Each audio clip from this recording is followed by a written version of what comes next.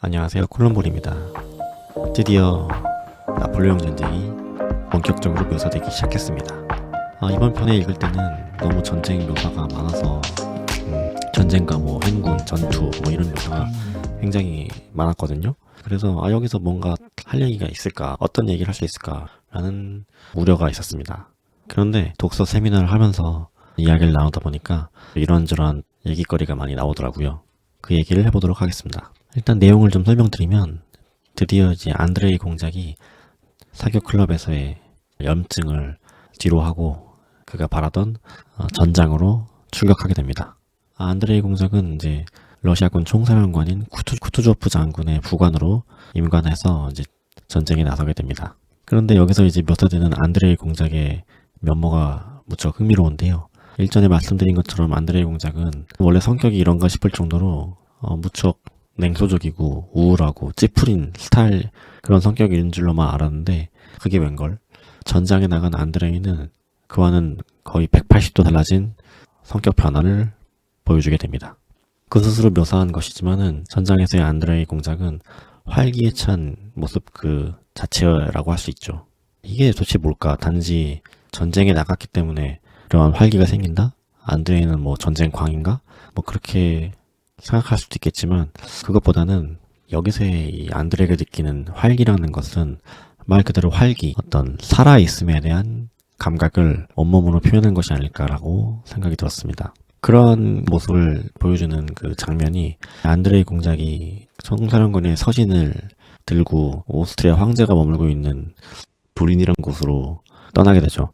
거기서 이제 오스트리아 황제를 만나고 편지를 전하고 나서 잠시 그곳에 머무르게 됩니다. 머무르는 사이에 이제 전장의 상황이 급박하게 변해서 나폴레옹 군대와 러시아군이 서로 충돌을 해서 이런저런 혼란이 생기는 상황이었던 거예요. 그리고 이제 황제가 머물던 브린에서도 곧 이제 프랑스군, 적군이 다다른다는 소식이 전해져서 모두가 이제 짐을 싸고 다시 또 피난을 가야 될 상황이 된 거죠. 그래서 이때 안드레이 공작에게 빌리빈이라는 외교관이 말합니다. 야, 너 이제 적군이 쳐들어오니까 너도 이제 우리랑 같이 피난 가자. 이미 네가 속한 부대도 지금 어디 있는지 도저히 위치를 알 수 없으니까 돌아갈 생각하지 말고 우리랑 같이 가자. 이렇게 얘기합니다. 그러니까 안드레이 공작이 아니다, 나는 다시 전장으로 갈 거다, 돌아갈 거다, 이렇게 얘기를 해요. 그러니까 그 빌리빈이 야, 너 그거 영웅주의다, 영웅이 되고 싶냐, 이런 식으로 응수를 하죠. 사실 안드레이는 전장에서 여러 가지 공상을 통해 그러한 영웅적인 행위의 열망을 이제 드러내는 장면이 다 나오긴 합니다. 예를 들어 어떤 위기일발의 상황에서 자기가 딱 등장해서 그 위기를 극복하거나 아니면 위기에 홀로 맞서는 그런 자신의 모습을 상상하는 장면이 나오긴 합니다. 이런 걸 봤을 때 안드레에게 그런 영웅이 되고 싶어하는 욕망이 있는 것은 분명해 보입니다. 그런데 여기서 영웅이라는 게 뭘까 도대체? 그 빌리빈이 말한 너 그거 영웅주의야 라고 한 말의 의미는 무엇일까? 그걸 우리가 어떻게 이해해야 할까라는 생각을 해보게 됩니다. 안드레이는 단지 그런 소영웅주의에 목마른 어떤 명성을 바라고 그런 것만을 위한 그런 거에 욕망에 뭔가 눈이 먼 사람인 건가? 그리고 영웅이라는 건 단지 그렇게만 해석될 수 있는 것인가? 라는 것이죠. 근데 이제 이걸 읽다 보면은 그런 생각이 들어요. 저는 이 대목에서 사실 영웅이라는 그 단어를 좀 다르게 이해하게 됐습니다. 무슨 말이냐면은 영웅이라는 것은, 영웅 혹은 영웅주의라는 것은 일종의 살아있음을 희구하는 본능, 이런 것이 아닐까라는 생각이 들었던 것이죠. 우리 모두 어떻게 보면 개개인이 모두 다 현재 지금 이렇게 숨쉬고 살아있지만 살아있어도 살아있지 않은 그런 상태가 있는 것 같거든요. 일상을 이렇게 살아가도 뭔가 활력 있게 살아가는 것 같지 않고 그냥 하루하루 뭔가 무의미하게 말라가는 듯한 그런 기분, 그런 기분이 사실 누구나 들 때가 있죠. 그런 상황이라면 그것은 살아있어도 살아있는 것 같지 않은, 온전히 내가 활력을 발휘하면서 사는 것 같지 않은 그런 것과도 유사하다고 할 수 있습니다. 그렇기에 영웅이라는 것은 정말 내가 살아있다는 것을 온몸으로 느낄 수 있는 어떤 그런 일종의 상태가 아닐까라는 해석을 해볼 수 있다는 거죠. 그렇다면은 영웅이라는 것은 우리가 위인전이나 역사에서만 접하던 그런 위대한 장군이나 이런 위인, 그런 사람들만을 가리키는 것이 아니라 우리 모두가 어떻게 보면 그런 영웅이 될 수 있는 속성이 있다고 할 수 있죠. 하지만 대다수의 사람들, 뭐 저를 포함해서 그런 영웅적인 상태에 돌입하려면은, 다시 말해 살아있다는 활력을 느낄 수 있는 상태에 돌입하려면은 역설적으로 거의 죽음에 유사한 상태에 마주해야지만 그것을 느낄 수 있는 것 같습니다. 무슨 말이냐면은, 뭔가 위기의 순간에 우리는 좀 더 심장이 막 벌떡벌떡 뛰고 온몸에 소름이 돋고 뭐 그런 상황에 보통 처하죠. 되게 편안하고 쉬운 상태에서는 우리는 너무 쉽기 때문에 긴장되거나 그런 상태에 도달하지 않게 되겠죠. 다시 말하면 어떤 위기 혹은 뭐 꼭 죽음까지는 아니더라도 그러한 위험한 상황에 자기를 노출시켜야지만 살아있다는 그런 감각을 우리는 느낄 수 있는 것 같습니다. 그런데 이제 무서운 상황 같은 것들은 대체로 많은 사람들이 좀 회피하고 싶어 하죠. 그래서 대체로 안락하고 좀 편안한 상황에 자기를 위치시키려고 하고, 그렇기 때문에 자연스럽게 살아있는 느낌을 덜 받게 되는 것 같습니다. 그래서 정말 위인전에 나오는 영웅들이라고 하는 사람들은 그렇게 불릴만 하죠. 왜냐하면 그 사람들은 그런 위험이나 죽음에 직면한 상황에 자기를 스스로 노출시켰기 때문에 충분히 그렇게 불릴 수 있는 것 같습니다.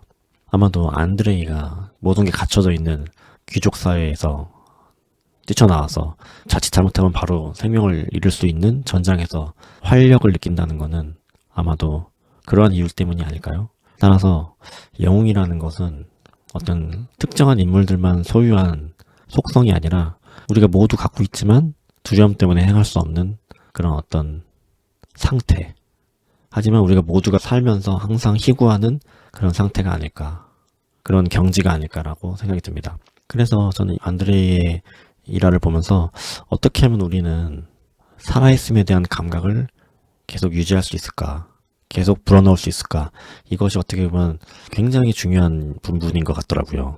결국 그거는 자기를 한 곳에 위치시키지 않고 계속 변화를 하게끔 하는 어떤 의지에 달려있다고 할 수 있을 것 같습니다. 왜냐하면 동일한 삶의 상황에서는 뭔가 예측이 되고, 예측이 된다는 거는 위험하지 않죠. 왜냐하면 예측이 되니까. 그러니까 변화에 자신을 놓음으로써 다가오는 어떤 위험을 맞닥뜨리게 되죠. 그럼 물론 불안하고 위험하겠지만 그럼으로써 역설적으로 우리는 살아있는 감각을 느끼게 된다, 이러한 논리가 되겠죠. 저도 사실 이렇게 너무 동일한 일상을 반복해서 지속하다 보니까 그 삶이 좋긴 한데 스스로를 잃어버려 가는 느낌? 그러니까 계속 반복되는 일상 속에 나 자신을 방치시켜 놓으니까 뭐 이렇게 가도 뭐 1년 지나도 10년 지나도 동일하겠구나. 그래서 뭐가 됐든 간에 한번 그 일상에 돌을 던져보자. 그래서 영상을 찍어보는 거긴 합니다. 근데 또 이렇게 변화를 주려고 시도하니까 생각지 못한 여러 가지 관계가 파생되고, 그럼으로써 재미가 생기는 것 같아요. 그 재미를 느낌으로써 살아있다는 감각이 켜지는 것 같습니다. 이러한 변화를 또 보여주는 장면이 하나 있는데요. 안드레이가 이제 자기 부대를 찾으려고 막 복귀하는 과정에서 일어나는 일인데, 어떤 마차가 이제 막 행렬을 뚫고 막 지나가는데 거기에는 이제 군의관의 아내가 탔다고 묘사가 됩니다. 그런데 이제 행군을 감독하는 장교인가 그 마차를 향해서 당장 뒤로 물러가라고, 당장 뒤로 물리라고 막 이렇게 막 호통을 쳐요. 그러니까 이제 안드레이가 평소 같으면 그냥 지나갔을 텐데 그런 거에 대해서 응대하지 않고, 왜냐하면 이 사람이 거기서 처음 묘사가 되는데 남들의 시선이나 이런 거에 굉장히 민감하다고 이제 묘사가 되더라고요. 자기가 가장 두려워하는 것이 세상으로부터 받는 조롱, 이런 시선인데 그 순간에 갑자기 자기가 딱 나서서 이 마차를 지나가게 해달라고 강력하게 요구를 하죠. 그 묘사가 굉장히 좀 재밌는 게 되게 약간 볼드체 느낌으로 보내주십시오 막 이렇게 크게 표현이 되거든요. 그러니까 평소 같으면 절대 하지 않았을 그런 행동인데 그 전장의 상황에 딱 놓이니까, 만약에 이 사람이 안락한 그 사교적인 상황이었으면은 전혀 그렇게 하지 않고 그냥 넘어갔을 텐데, 이 사람이 이미 이런 전장이라는 살아있는 감각을 느끼는 장에 들어왔기 때문에 이전에는 상상도 할 수 없었던 행동을 하게 되는 거죠. 자기 안에 내재해 있던 영웅적인 속성을 이제 드러내는 거죠. 그러니까 이게 영웅이라는 것이 어떤 대단한 뭐가 아니라 변화를 할 수 있는 힘? 자기 스스로 변화를, 작은 거라도 자기 스스로 변화를 추동할 수 있는 힘을 인식한다고 할까? 그 힘을 인식하는 것 자체가 일종의 영웅적 상태다라고 말할 수도 있지 않을까.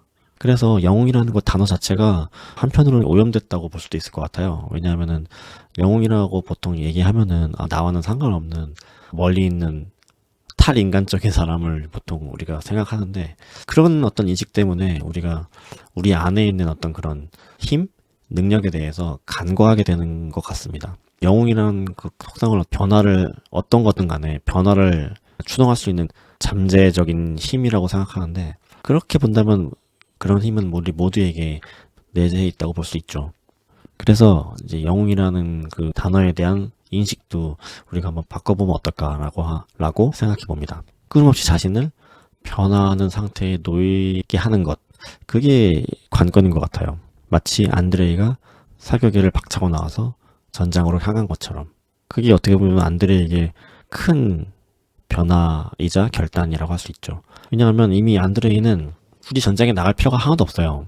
이유는 되게 많은데, 이미 그 스스로 앞날이 보장된 사람이고 엄청난 귀족이고, 그리고 가족적으로는 아름다운 아내, 그리고 곧 탄생할 자녀, 뭐 이런저런 것만 봐도 이 사람이 전쟁에 나갈 이유는 이제 1도 없거든요. 그리고 그와 비슷한 다른 귀족들을 봤을 때도 이 사람처럼 직접 전장에 복무하기보다는 뭐 사령부 후방에서 머물러 갖고 직접 위험에 노출되지 않은 상태에서 뭐 꿀을 빤다든가 뭐 이러한 군상들도 많이 등장하거든요. 하지만 안드레이는 살아있는 감각을 느끼고자 자신을 그러한 변화에 밀어넣었다고 할 수 있겠습니다. 자, 그래서 여기까지만 읽었을 때 전쟁과 평화의 두 축이라고 예상되는 안드레이와 피에르, 잊혀졌던 피에르를 다시 소환하게 되는데, 피에르는 지금 뭘 하고 있나? 피에르는 여러 가지 일이 있었지만 사생활했지만 여러 가지 과정을 통해서 아버지인 베조프 백작의 후계자가 됩니다. 그 과정을 다 설명하기는 어렵지만은 여러 희극적인 과정이 있음으로 해서 결국에는 아버지가 돌아가시고 그를 후계자로 지명하게 되죠. 그래서 사생아인 순박하고 바보 같은 피에르는 러시아에서 가장 큰 부자라고 할 수 있는 피에르 베조프 백작이 됩니다. 이렇게만 봤을 때는 안드레와 피에르가 가는 길이 매우 상반되는 것처럼 보입니다. 과연 그 둘의 이야기는 앞으로 어떻게 펼쳐질지 너무 궁금한데요. 왜냐면 둘은 굉장히 친한 사이이고 뭔가 통하는 관계임에도 불구하고 그들이 가는 길은 너무 다른 방향이라고 할 수 있습니다. 피에르에 대한 얘기를 조금 하자면은, 피에르가 하는 말 중에 좀 인상적인 말이 이런 말이에요. 다 원래 이렇게 되는 일이구나. 다 원래 이렇게 될 수밖에 없어. 뭐 이러한 묘사가 많이 나오거든요. 스스로 독백하는 부분에서. 그러니까 이 사람은 흘러가는 파도에 막 자기가 헤엄쳐서 막 운신을 하는 게 아니라 되는 대로 쑥 쓸려간다고 해야 되나? 그러니까 주변에서 막 이렇게 하는 압력이나 이런 거에 의해서 자기도 그냥 그래, 다 이렇게 될 수밖에 없는 거야 라고 수긍하고 그냥 무저항적으로 그냥 끌려간다고 해야 되나? 이런 식의 묘사가 계속 나오거든요. 이러한 것들이, 이런 흔적이 어쩌면 피에르의 미래라고 할까? 그런 걸 암시하는 것이 아닐까. 물론 저의 짐작입니다. 피에르는 과연 끌려가는 것처럼 보이는 인생에서 어떻게 될 것인가. 그리고 끌려가는 삶에서 벗어나서 살아있음을 이제 막 느끼고 있는 안드레와의 관계는 어떻게 될 것인가. 이게 굉장히 앞으로 이제 주목해 볼 부분이라고 개인적으로는 생각합니다. 뭐 어차피 문학은 뭐 정해진 해석에 정답이 없으니까 이런저런 얘기를 할 수 있는 거죠. 여러분도 한번 이 책을 보시고 생각이 나신 게 있으면 언제든지 댓글로 이야기를 나눠주시면 감사하겠습니다. 그럼 다음에 또 뵙겠습니다. 감사합니다.